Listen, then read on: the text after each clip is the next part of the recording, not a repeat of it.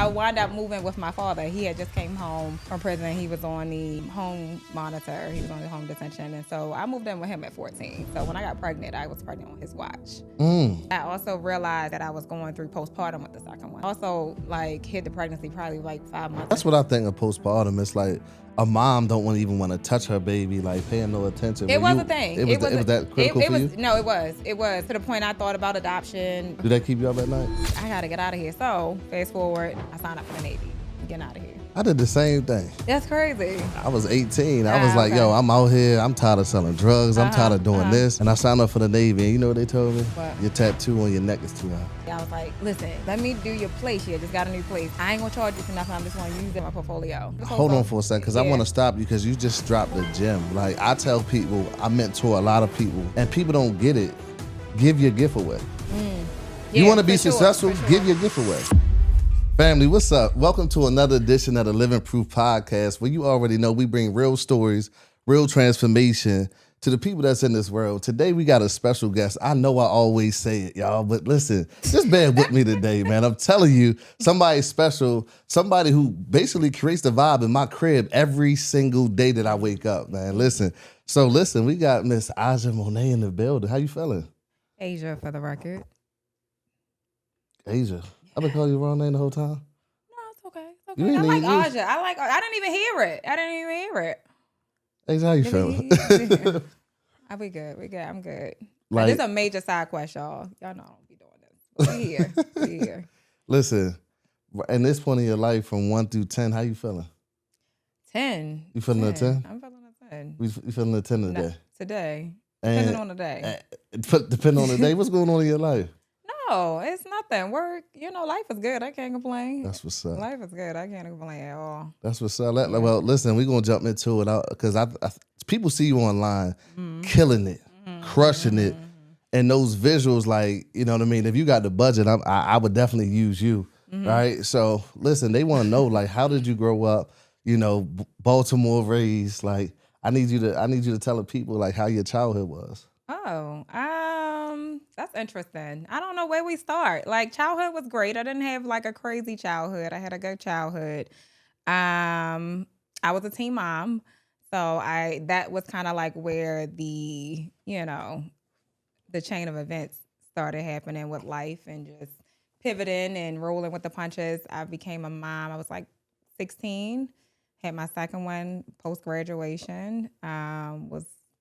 So that's probably why it picks up. So I grew up a little bit background, I grew up a little bit all over the place. East Baltimore, West Baltimore. For the postmark, my mother was a gypsy, so we moved all the time. But when I would go be idle, I would be with my grandmother. She lived in Upper Fells. But if I was like anywhere else, I'm Sandtown, I was places. All over the place. I was at the village. I was all over the place, yeah.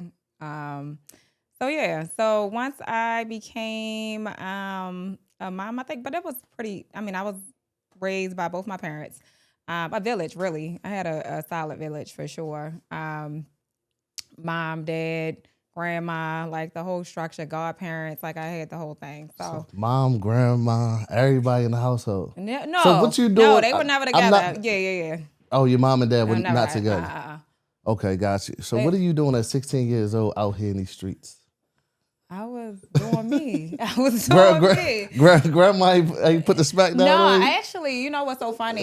And we just talked about this the other day. So I actually, 14, I moved with my dad. My mother moved to Pennsylvania. So 9th grade, I'm not going to Pennsylvania. It's finna be lit. Like, what you mean? I'm not going. So I wound up moving with my father. He had just came home from prison. He was on the home monitor. He was on the home detention. And so I moved in with him at 14. So when I got pregnant, I was pregnant on his watch. Yes. So that was a real thing.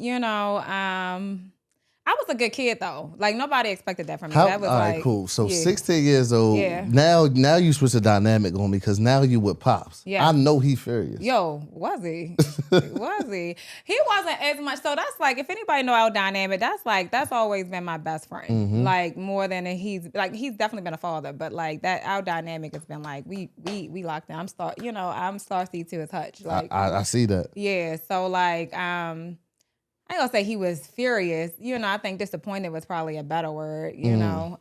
Furious probably because it happened on his watch. So now it's like everybody gonna chastise him, like, what you doing? But bad decisions. That's what happened. So who supported you? What was mom thinking? So dad was furious. Furious. Mom was like, she doesn't. I had no I had no what was the word I'm looking for? I had no desire to have the baby, but my mother's like, she's like, no, she was, I don't know. Her feelings were kind of like, I don't know. It was just kind of like, all right, I'm here. You can't have this abortion. You got to have this baby, And so that was where a lot of like, tension became a thing. Cause dad is like, you still a child, Mom was like, that's a baby. What you gonna do? So what were you thinking at that point? Like, yo, I've been out here acting up, having a hot girl summer. No. I actually was really disappointed in myself, if anything. I think, anybody knew me, I was always like, hey, I'm gonna grow up, I'm gonna be a doctor, I'm gonna be an obstetrician. Like, and so like those things, everybody kind of counted me out from there. It was like, like most people do, not in like a malicious way, but more like, I don't know how that's going to pan out now that you have this whole situation going on. So, mom went back to Pennsylvania. You know what's so crazy? As I got pregnant with him, my son, my father actually got arrested again. So I'm living with him, and then I'm pregnant, and he gets arrested again. And so my mother's in Pennsylvania. I got to finish school. I had a teacher that taught at my school, who we had became really close. She was young at the time. She's probably like 25, 26. She because my father was always out in the streets, it was like I would just go with her. We go to basketball games at the school. Like I would hang out with her until he got home. And so it kind of just happened where she kind of like took me in, like, all right, so I'm moving with a teacher while I'm pregnant and my father's incarcerated. Yeah. Yeah. Yeah. Hold on. So you moving with a teacher? I did. Nobody knew about at the school what they did? Well, she had a fraternity, which is like a, kind of made up thing because it was like both girl and boys. But everybody that was close-knit knew. Okay. Yeah. She wasn't my teacher, though. Okay. She was never my teacher.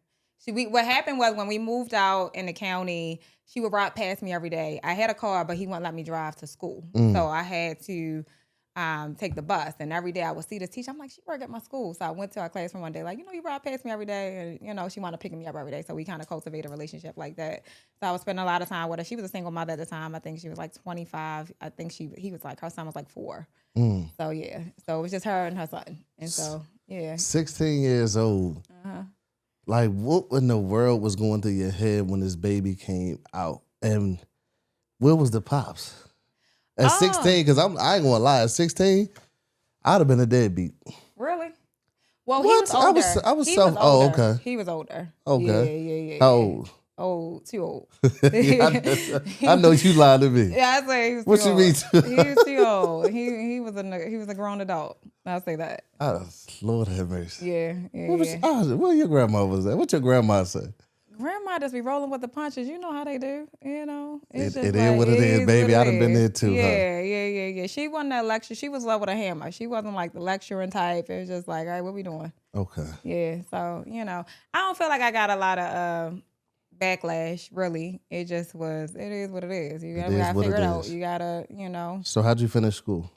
Because I'm asking this question because it's some young women out here who may be pregnant right now at 16, and they freaking out. They thinking about ending their lives. Don't do that. And I'm like, I really want to help them and save them before they make a decision, because their family might turn their back on them. You so stupid. How could you do this? Yeah. And now they turn to the streets. I had a solid support. I will say that I had a really solid support system. And I didn't have that like personality where like everybody saw big things for me. I was always like beyond my years. I was always like kind of laid back. So that's why it was shocking for a lot of people. It was like, but what I'll say is, we wish you asked me how I finished school. Or where was Potts? Like, where was everybody? I finished school. Actually, funny enough, I wound up moving back in. I stayed with the teacher until the end of the school year, and then I moved in with my sister. Then I left. It's the ongoing joke. I'm the orphan, right? So I moved in with my sister. So now I'm down Bruce Manners, So I'm down there with and nobody know like it's a thing. So I'm down there, and then I stayed there for a while. Then I went back with my grandmother, and so I just kind of like skated out of high school, just being at my grandmother's. So yeah, daycare was easy. I didn't really. I mean, it was a lot. I ain't gonna say it was. What you mean? How was it easy? You 16 years old, gotta go to school. How was it easy? Wasn't easy. I'm lying. I guess when I look back at it, it's not something I really carry with me. But when you tell a story, it was tough. It was tough in the sense of like, Dad wasn't really as supportive as he should have been. Listen, I'm the type that's like, look, if you already gonna be open with me and say you don't want to have this child. I made the decision solely because I was young and scared to have an abortion. It wasn't because my mother talked me into it or my father was talking me out of it. It was just literally like when I heard the procedure, because I was so far, I was already 3 months. I was like, So what happened was I told him, I said, hey, listen, you could be here or not be here. I'm making this decision. Already told me where you at with it, so I don't really have any expectation. You know what I'm saying? Like you could be a man and do your part, or you cannot. I don't really, you know what I'm saying? It don't really. I'll figure it out regardless. Yeah, basically. And so I definitely gave him that option. But moving forward, it was like, he worked, he had a car, he had all these things. And so daycare at first was just kind of like, family was taking care. His mother may take care of him. I got another grandmother on the other side that may watch the baby. So I'm going to school for East Baltimore. I may be living over West Baltimore, or I was living over East Baltimore, and it kind of went flip-flop. So I would have to catch it was crazy because if school started at 8:45, I had to get up extra early, get on the train, come back. So I was like, if I'm in East Baltimore, I had to get on the train at Johns Hopkins, take the train to West Baltimore, drop the baby off at his house where where the mother's watching the baby. He in the house sleep with the car outside, And so, I never really, you kind of like, but like it was what it was. And I would have to go back on the train, get back, try to catch the school bus to get to school on time. I was late a lot. But other than that, it was like until childcare came through, I just had to manage that. It was a lot. I bet, yo. Yeah. I'm just thinking about high school. And it was some older dudes that always was trying to holler at my girl, bro. And I don't appreciate y'all.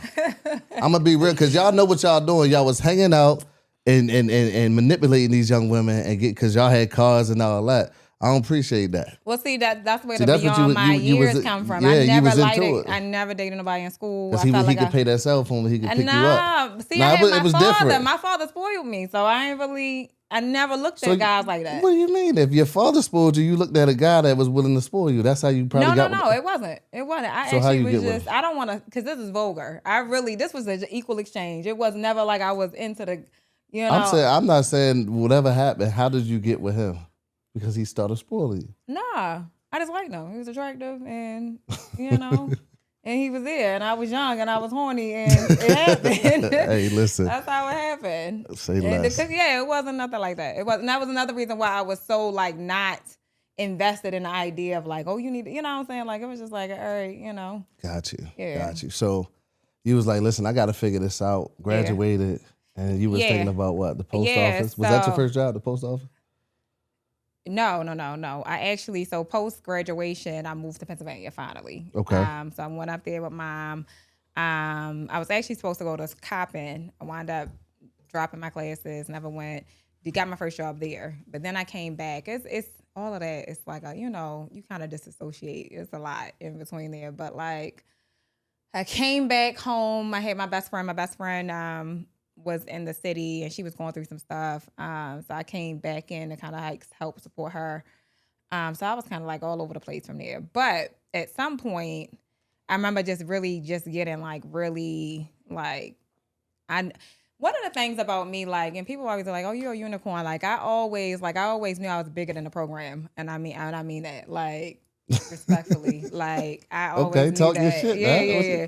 You always felt that you always had that energy in you. No, but I also knew the life that I wanted for myself. As a young, I was always sure of myself and who I was, regardless of like, my thing is I come up in an environment where a lot of people that I grew up with were going through stuff I knew nothing about. So I was sheltered up until 14. So I was with Dad. Mm-hmm. Right? So my mother and my grandmother kind of sheltered me. And so once I was outside and I was over West Baltimore, I was like, curtains like pulled back. What's going on? It's Who in charge over here?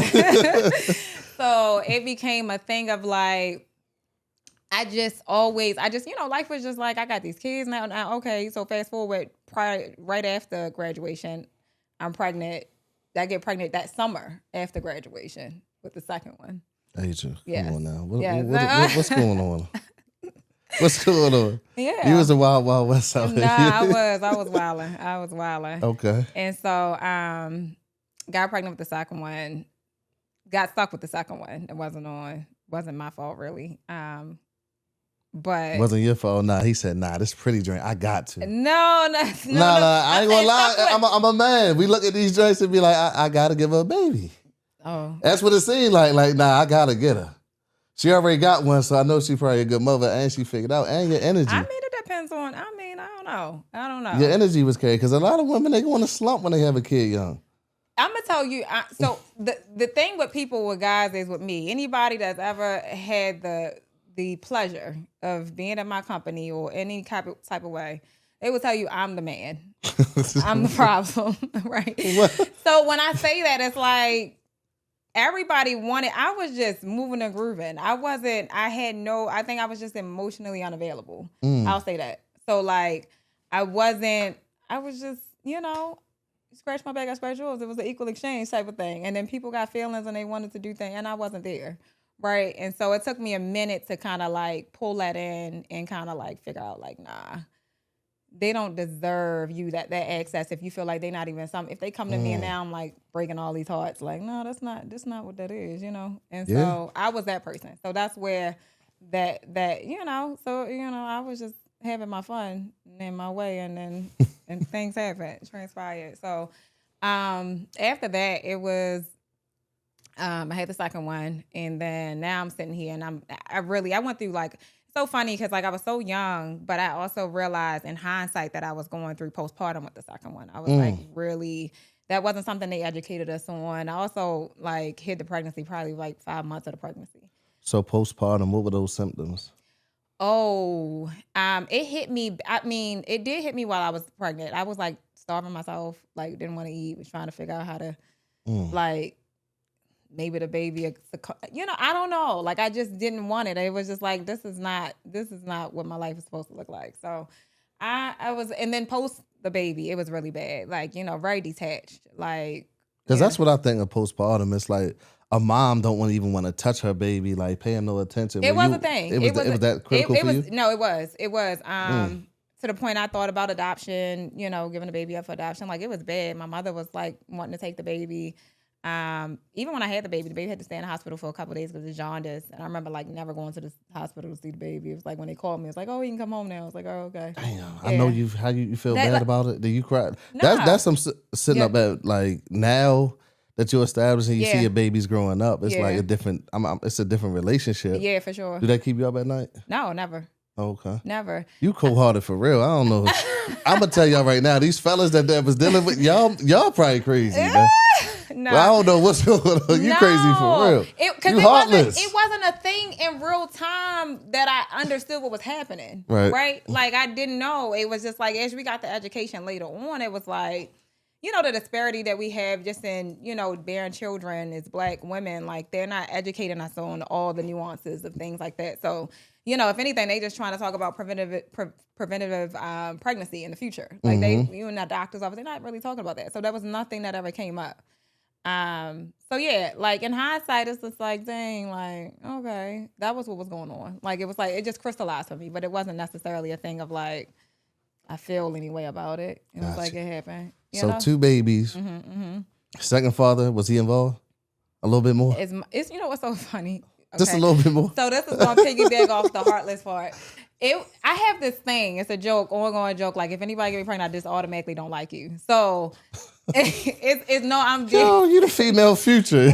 That's what we got going on. No, it's so bad. It's so bad. Like I don't know what it is. Like it's just I just get turned off. So I say that because when you said the second one was involved, as I was pregnant one day, this is like my father. He came home. He was starting everything from his business from the ground up, and so.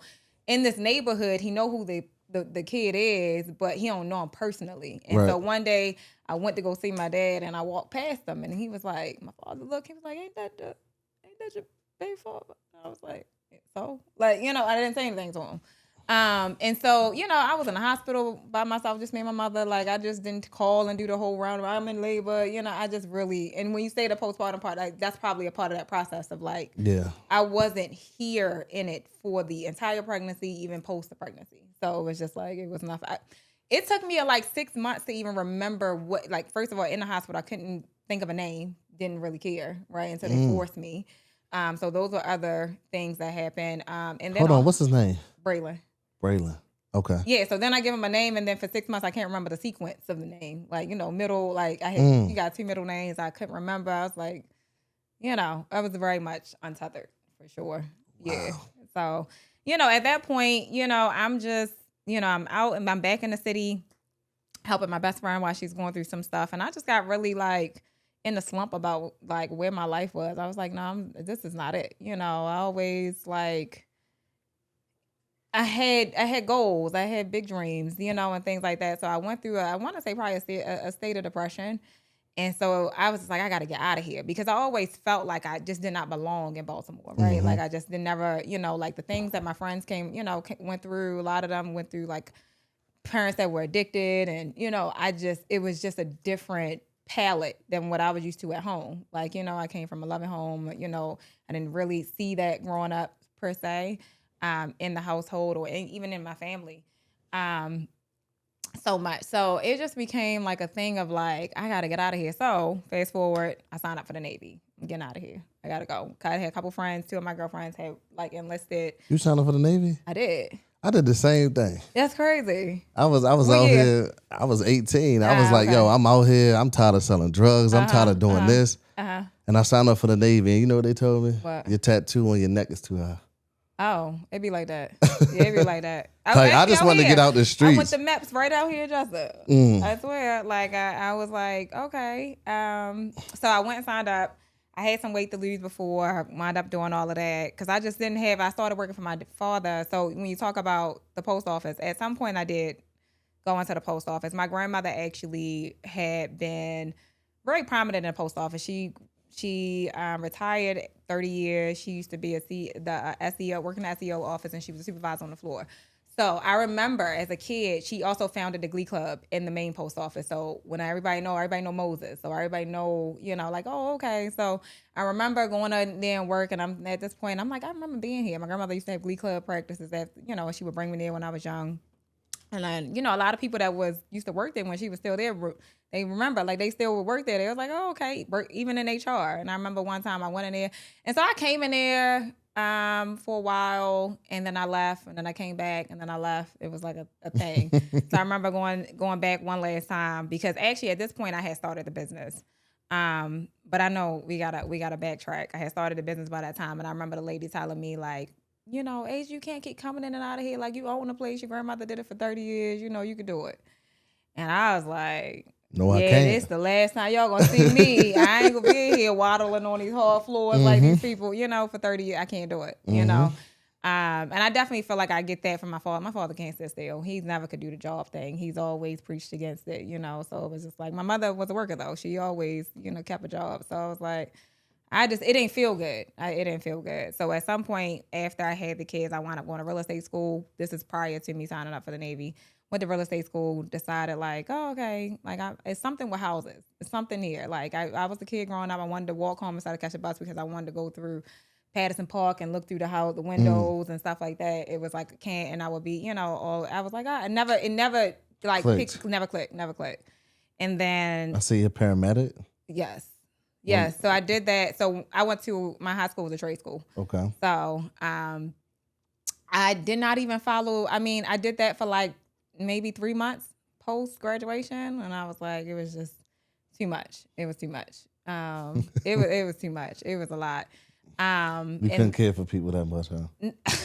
I'm just trying to figure it out because I'm thinking, and I hear your story, and I'm like, this heart is black. No, I tell people, if you give me a ring in my person, they give me a black stone. After this, I don't know. You scared that they say you get them pregnant? Listen, they gonna give you a ring without the pregnancy. I mean, I'm so far far developed at this point. Like, I don't know if it would still be a thing, but that's exactly how I was at that point. I wasn't really attached to much. My mother would always say, like, you're so emotionless. And I don't know. My grandmother took a big part of raising me, and she was just never really that person. You never see it. She only cry when she's in church. Like, I ain't never, she never, I don't know, maybe watching her, they was like, oh, she leveled a hammer. And I was like, oh, okay, I get that's where I get it from. Yeah. That's what's up.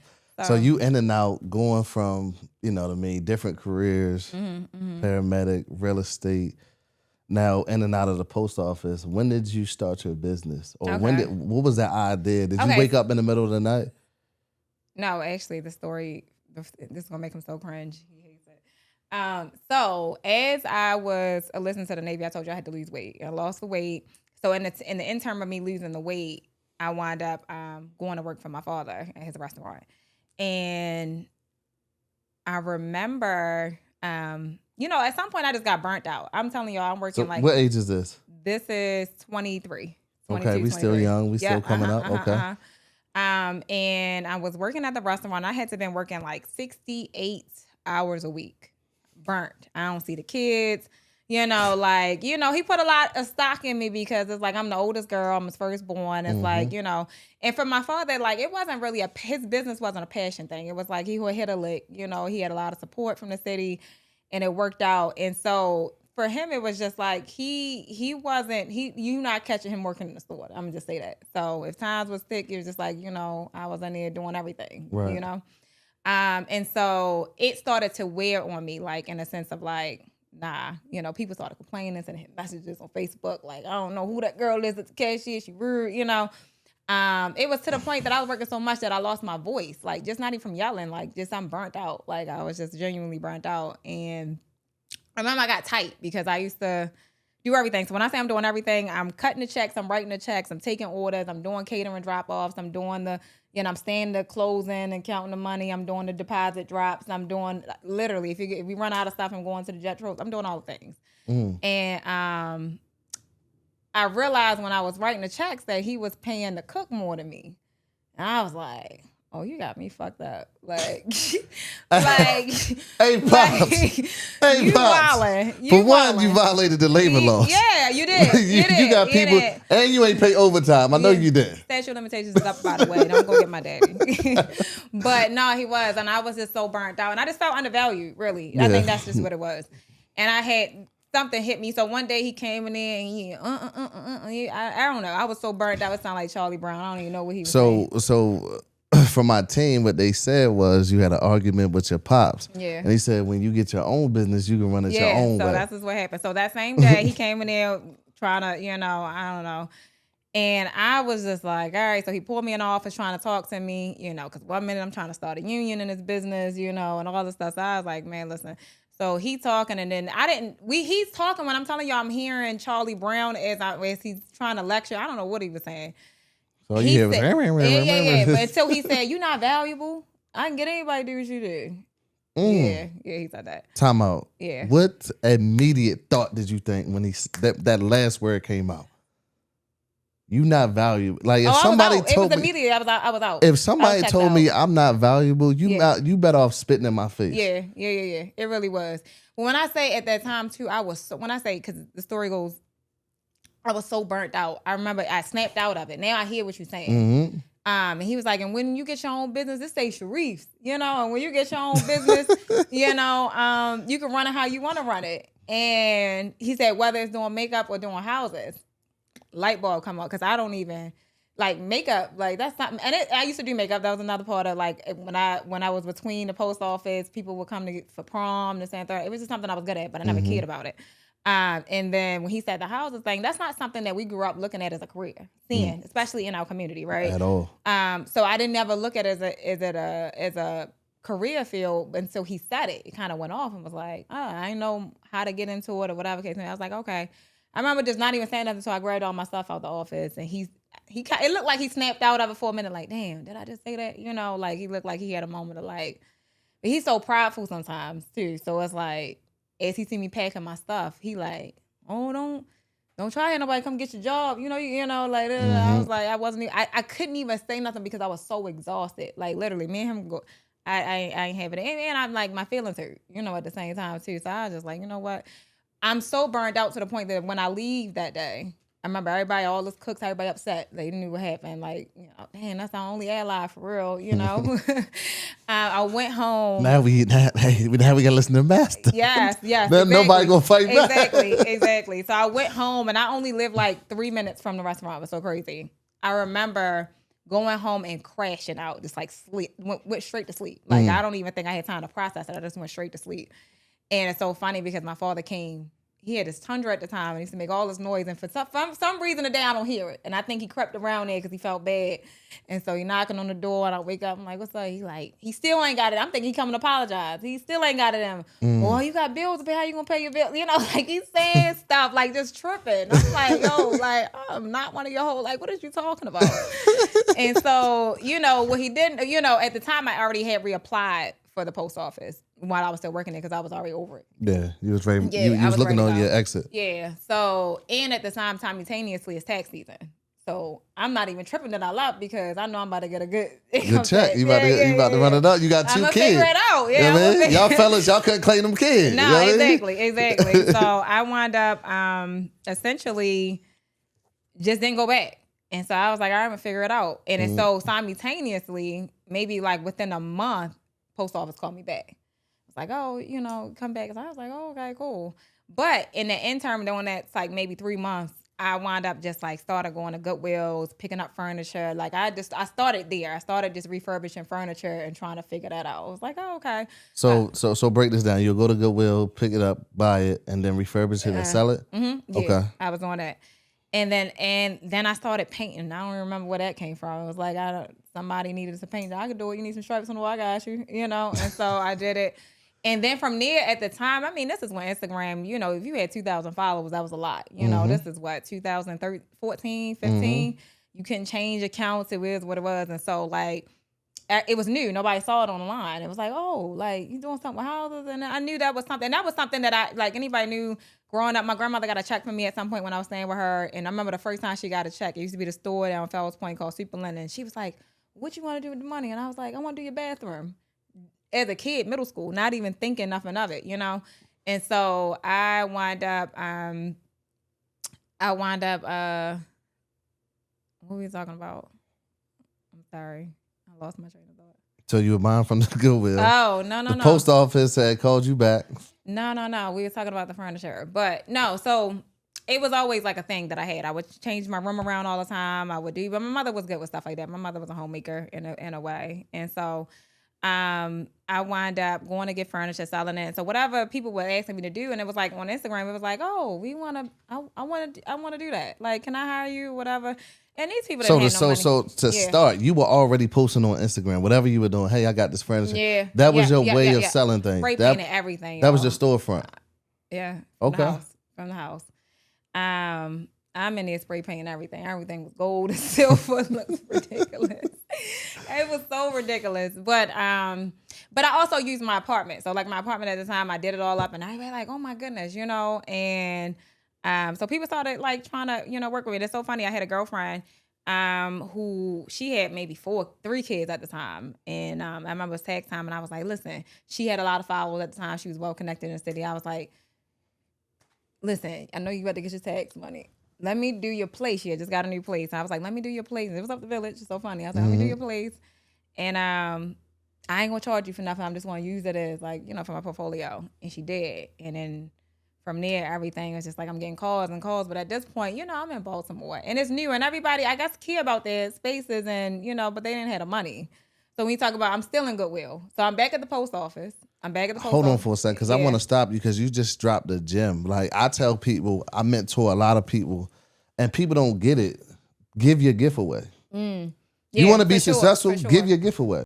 For sure. Eventually, it's going to come back tenfold. Absolutely. And that's your portfolio. Yeah. So many people won't do anything because the paycheck is not tied to it. Yeah, exactly. And I tell them, like, if you want to get started, like, give your gift away. Yeah, for sure. So that was a great idea, and that was a great marketing play. It was. Because so many people are like, oh, they don't pay me. Like, you're not going to get paid unless you start, like, you have to prove value. They got to see the value. And then money follows, is attracted to value. Exactly. That's super dope. So at that point, I'm starting getting calls all over the place. And I'm doing the jobs. You ain't gonna talk about my people because I heard what you was about to say. About what? They here in Baltimore. What you trying to say? Their budget was low? No, I mean, I'm in a poverty-stricken city. These are my peers. These are my folks. You trying to say the budget was low? Budget was low. Budget was non-existent, if you ask me.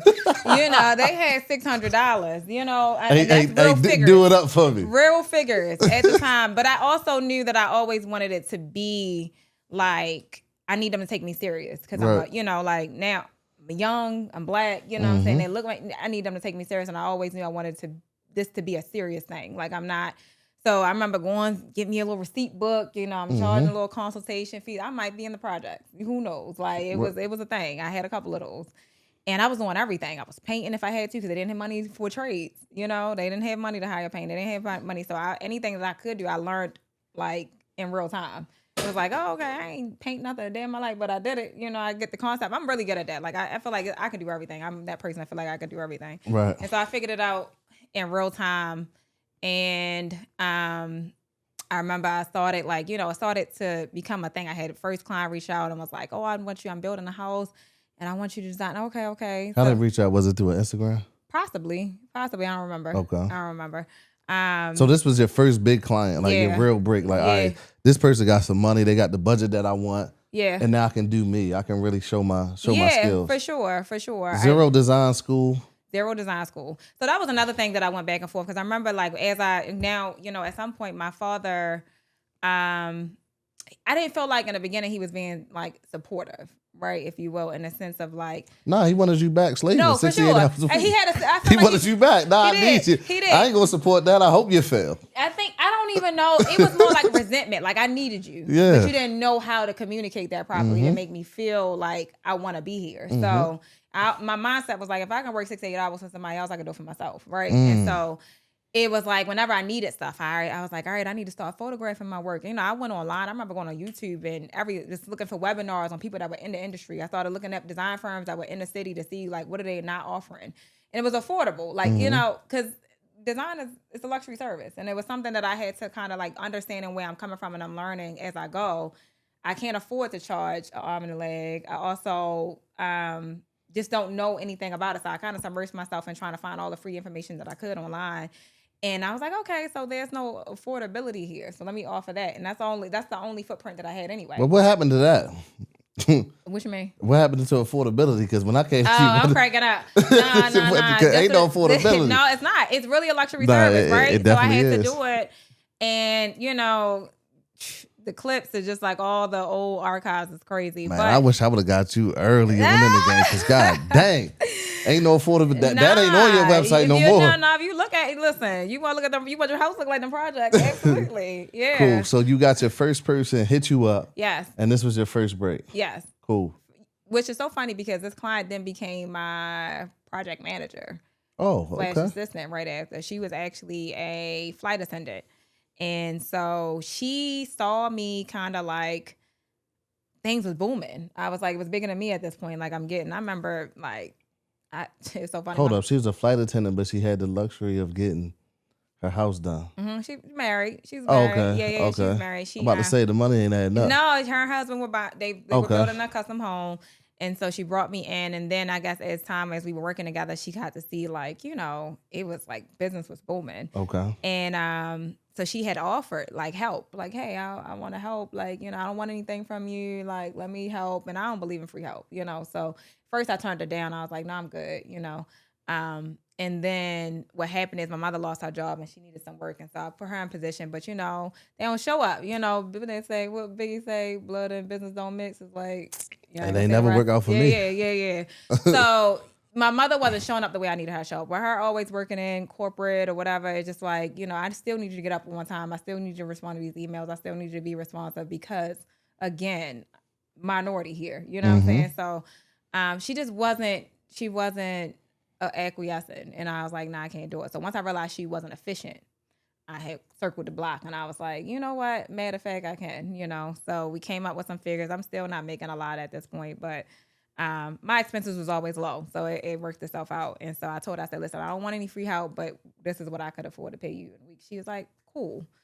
And then as it proceeded, it was like she pocket watching, you know. That always happens, you know. Mama said the assistant said I need a little bit more. Yeah, she did. You went from not wanting nothing from me to now we need a little bit more. Listen, we make a little bit of money now. And that was within 6 months, right? Right. And so the first time I'm kind of like, what are you talking about? Like, you know, but she was efficient. I got so much good feedback. What I will say is I had gotten so much feedback from clients, like, oh my goodness, she's so responsive. I didn't expect to get her, every time she seen the inquiry come in, it was money, you know, so she was on it. Like, I'm not going to say she wasn't worth it. But, we ain't there yet. And also I was like, I've always, like, I'm really in tune. Like, my discernment is crazy. So I'm just like, don't think, I'm single mother, 2 kids, I'm taking care of my mother. That's not your business. But I had a lot of money going out too. People don't see that part. The expenses. They don't. And so I was like, you know what? Listen, all right, maybe the first time I did, I said, you know what, I got you. I went up a couple dollars and we were good. And then again, I want to say maybe 3 months after that, she came back and was like, my timeline might be off, but it was within a way it would make me scratch my head. Like, what are you talking about? Mm-hmm. And so she was like, and I was like, listen, well, this is why we got to develop, we got to generate another stream of income.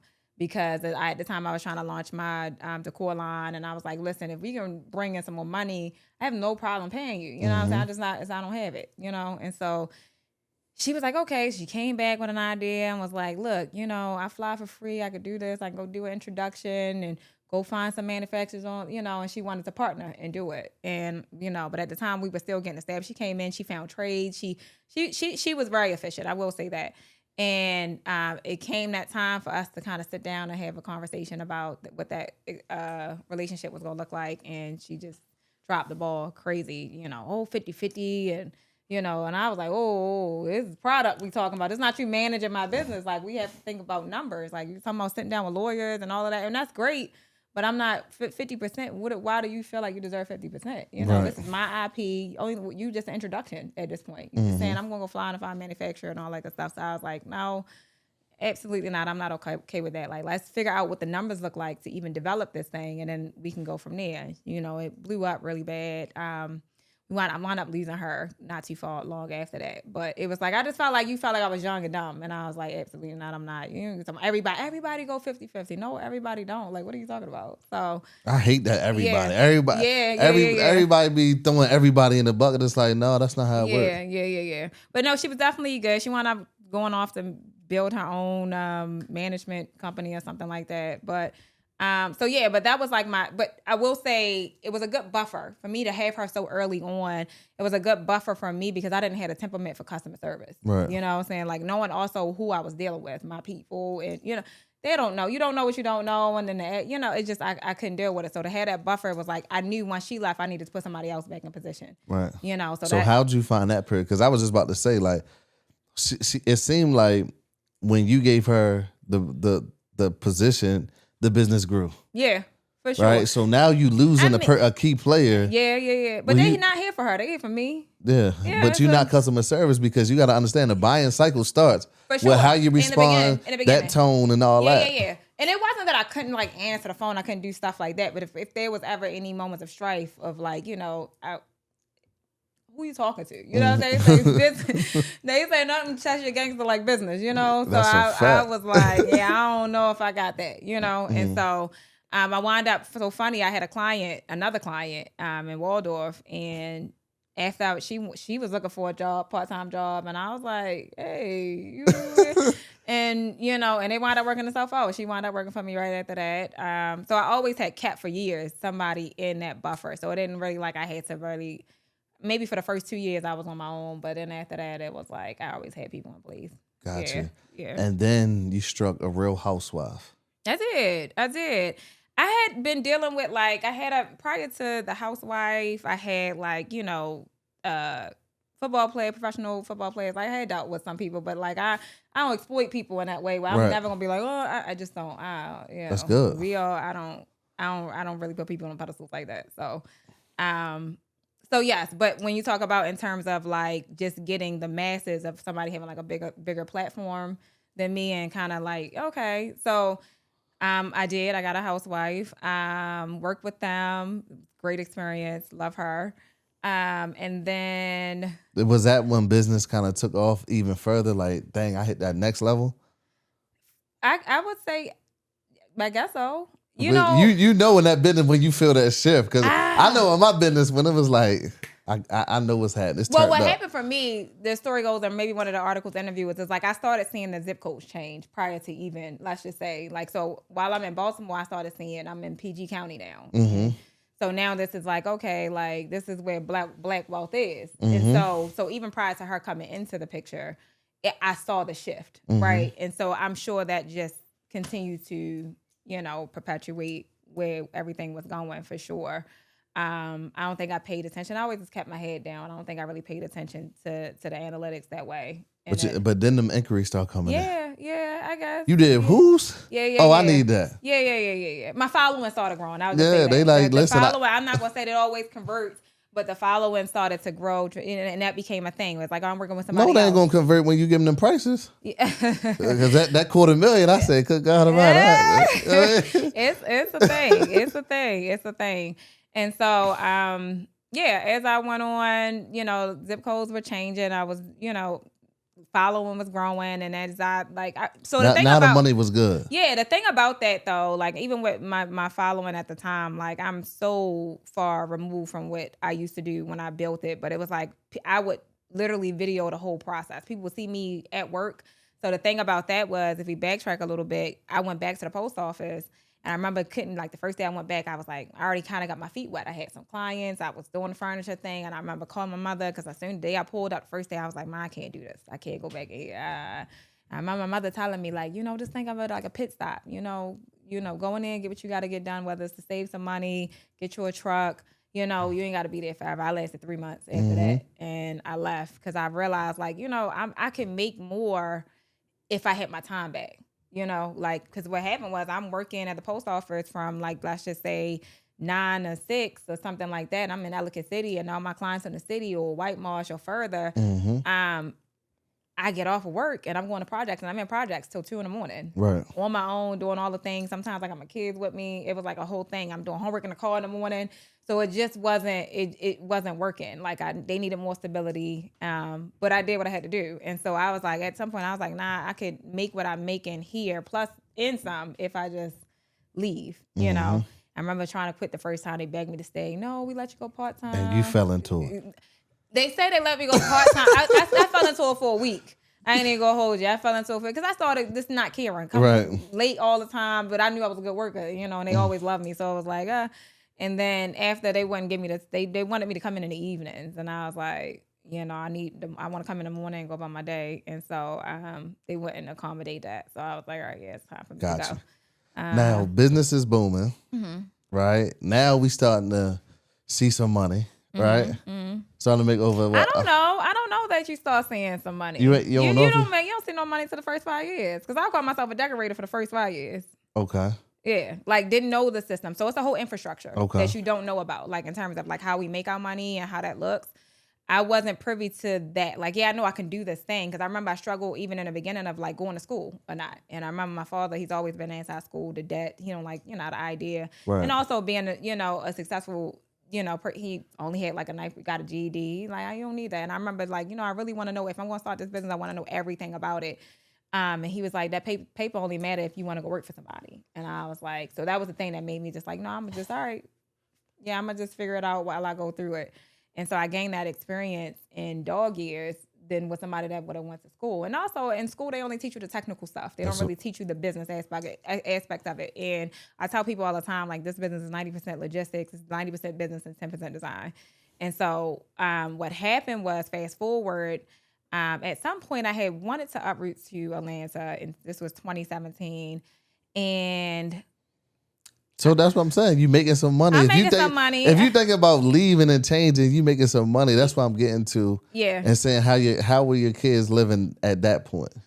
So what's so funny is because we were in Baltimore, at some point when I told my mother I wanted to move, my mother was like, send the kids to me. She lived in Pennsylvania, mind you. She said, when you get yourself situated, send for them, right? And so I was like, okay. But then my stupid ass, I saw an corner office lot. Used to be an interior designer there. established. She wound up moving out, and I saw it. I was casually just on Craigslist, and I found it. And I was like, oh, it's a design studio.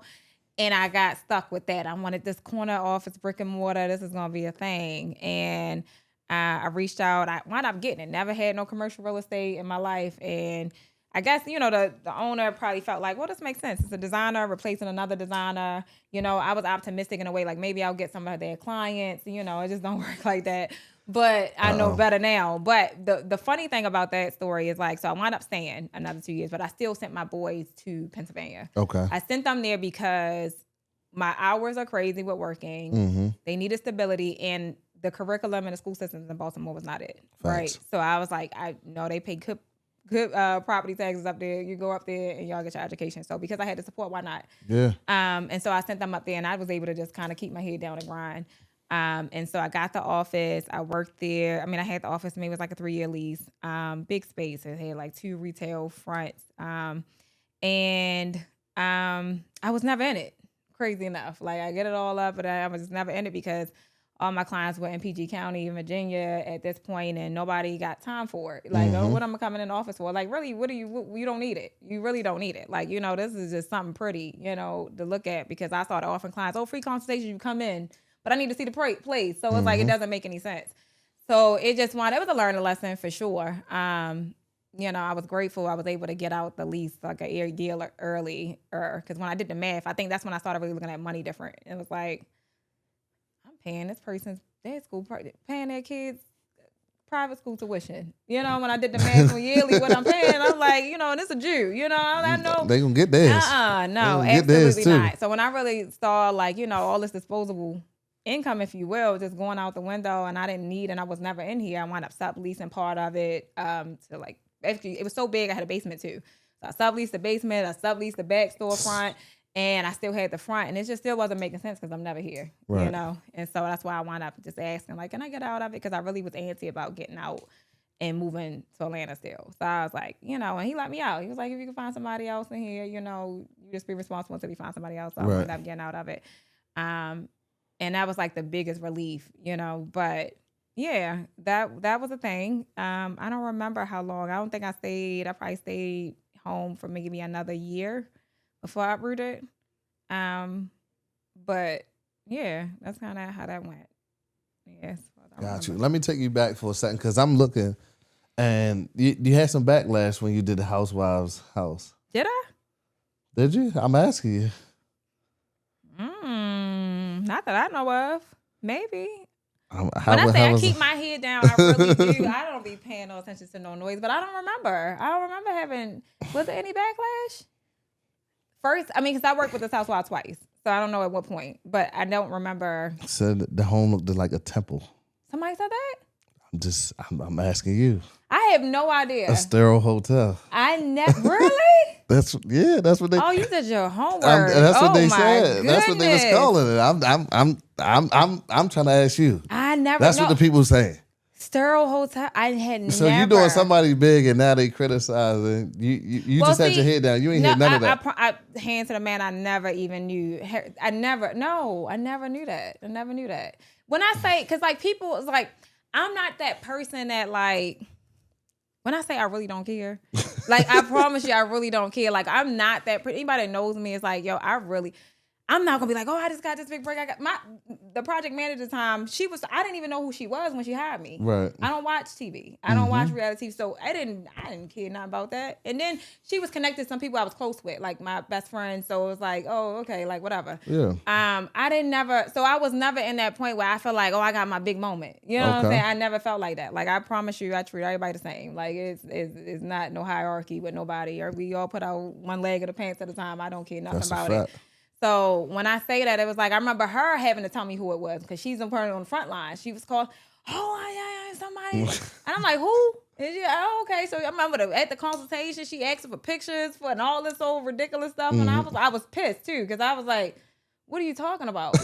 You do that after we finish business. What are you talking about? What are you talking about? Can we get a picture? She did it respectfully, but I just was so cringed out because I don't move like that. That might be a thing with us from Baltimore too. You reminded me of something, because I remember when I don't miss the person's name, when they came into our program because they wanted to build for their family, and people was yo, do you? I'm bro, They a student, they a mentee, Yeah. and they gonna learn like everybody else. Yeah, like You know what I mean? Like, I don't play like that's that. it. I don't play like that. I get who they are, which is cool, and I'm grateful that they did this. Yeah. But we gonna treat them the same.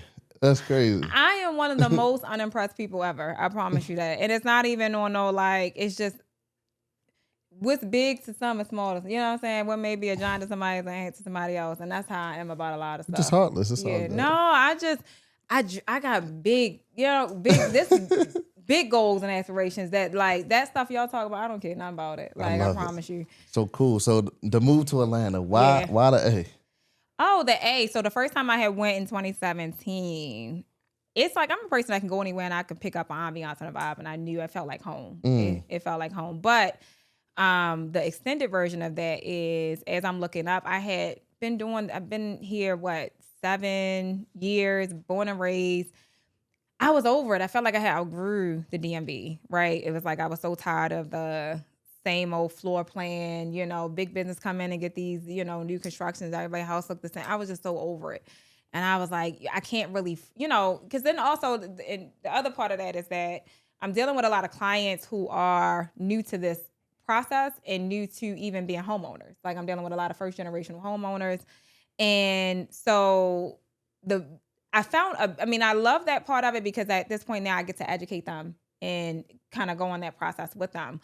But at the same time, they also don't know what they don't know. So it's like you allowing these builders to get you upside down and spend all this money and they, on stuff that's basic, to me. So I can't really flex the way I want to or have a project look the way I want to because now when it's time to go in and personalize it, they feel like, the money ain't there. Money gone. Money gone. Down payment, closing costs, the money gone. Yeah, the money's gone. House broke. Exactly. That shit a real thing. Exactly. And so it was like, I can't keep doing this. I got to reimagine this same floor plan 20 times. Like, how many times? What's so many floor plans I could work? I'm like, furniture plans I could do. And so it was just like, no, I need something where I like, even if it's like, but the thing about the A is like, I feel like a lot of people, the real estate is good. They put a lot of stock in the real estate there.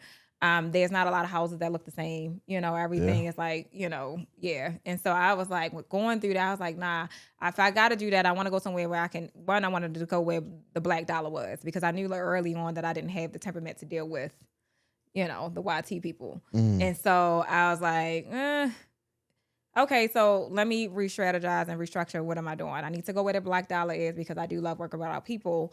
And I need somewhere where I feel like I can grow and, the opportunities are there. And so I had a lot of developers that were there too that for years kept saying, we need you down here. You make tenfold what you make there. And so I was like, all right. So I just went at some point. And then also just the quality of life. It just felt like it was a lot better, especially with the boys. Like the boys are back home now and I didn't want them still in Baltimore. So I was like, you know what? Like, no. I'm going to uproot them, allow them some time to really develop in a place where they can, make it their own and not really have to deal. Because, like, I know what it's like growing up in a place where you don't fit in, like y'all not raised like that, and, some was getting bullied like crazy. He wasn't built for it. Like, it's just like, y'all come from love and I used to have to always, these kids going through stuff y'all don't know nothing about, you know what I'm saying? And so, like, at that point, I was just like in protection mode, but it's like, no, but bigger. How do I go bigger, And so that was kind of like that move. So I just kind of like did it on a whim. Like literally one day I had a project. So what happened, pandemic, I had a client reach out to me and was like, I guess him and his wife would do these like, their birthdays were so close and they would do these like competition where it's like we going on trips and this, but now the world shut down because they can't go on a trip. So the husband was trying to figure out what can he do for her and called a best friend who was a client of mine, was like, what she want? He's like, I know she want a room done. And so he flew me out, called me on a pandemic, flew me out and was like, it's so cringy in hindsight because I remember he flew me out. I remember it wasn't even on rentals. Like it was crazy. And she comes in the house and he's like, surprise. And she looking at me. Who the f is you? Who the f is you? She's looking at me like, she needs surprise. She's looking back and forth like, what? And he said, did you say you want to? And she's like, who? She's like, I seen her work. I never, because she was like, a lot of people were like, oh, you don't post yourself a lot. This and that. So she was like, I never really paid like her no mind. So that became a thing. But their project alone, just like even where they lived, I was just like, oh, like I love this. And being able to have to navigate in Atlanta was like, I realized how much more resourceful it was. Being in the DMV, it's a lot with us and the work that we do. Everything is hurry up and wait. We got to get orders, everything, because there's not really a lot of showrooms here. Right. You got to order all, so it delays the process, right? So I was just like, I want to be able to have stuff at my disposal too. So with the business, it was just like, okay, I can expand the business and then have things available at my disposal. So that was another reason why I went. So at that point, I remember leaving that project, finishing that project, and I promise you, I went home and put all my stuff in storage and. You said I'm out. I'm out. Yeah, put everything in storage, and I started looking for a place, and then I just moved. And business been good ever since. Business been great. Business been great. Making $1 million a year. Yeah, something like that. Something like that. I know them baby daddies, man. They gonna spend the block. They gonna be like, listen, I miss my son. Yeah, that's my son about to go to college. I gotta come down for graduation. Yeah, I'm so humble though. Like I don't really, it's just making moves, and that's the thing, because you try to get on me the other day, like you ain't even getting online and doing the content, and it was like, that was another part of it too, just in that development and knowing my temperament. It was just like, as the following, I remember telling you this, I was like, as the following started growing, I started pulling back from showing so much, right? So now it's like I'm not really cultivating in my community that I've built, or even newcomers, right? Because it's like, we in a different league now, right? So it also the business requires more of me. Yeah. Yeah. So because of that, the projects are larger, this and third. It's a lot more on the line. I don't really have the leisure to really deal with the social media aspect of it. But I also am not here for the commentary either, So when you saying that, I'm glad I didn't see any of that. The temple, it would have been crazy. Like, It would have been. But yeah, I hadn't, because so when I'm saying that, like when I was looking at that, like, because when I say this person is cool, she's so down to earth, like it's not, I never looked at it and be like, I'm about to go, oh, I got my big break and let me go look and see what they saying about it once it was posted. Like, I'm just on to the next. Like, I'm not really tripping about that. No, that's dope. Absolutely. I'm proud of you. I appreciate that. I'm proud of you. I'm proud of you. I'm proud of you. But I had to bring you on the living proof because your story is amazing. No, you know what I mean? It is. It is. It's powerful. It's somebody that's going to watch this and they're going to be dropping real tears and knowing that it's up for them. No, like they still got a fighting chance. For sure. You know what I mean? They may have a child young, right? They may have thought things, my life ain't going to be that way, but that energy that you carry is real and it's raw. Yeah. So what would you say to that woman that's in your position 20 years ago, or even 15 years ago, or 10 years ago? What would you say? What would your message be? Creating all these things, making sure your boys is good, you good, life is great. What would you say? Something I live by is one thing is permission enough.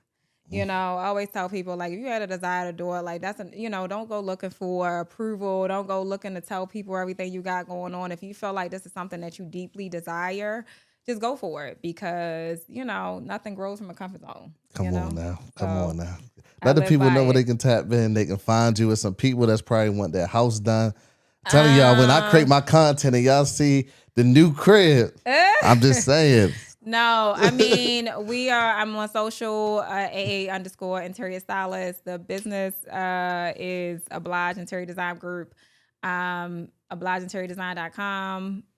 I'm on all of those. Yeah. Tap, man, y'all. Y'all know what time it is. I told y'all it was going to be special. I told y'all it was going to be great. Another episode of 11 Proof. Let's get it. I'm out.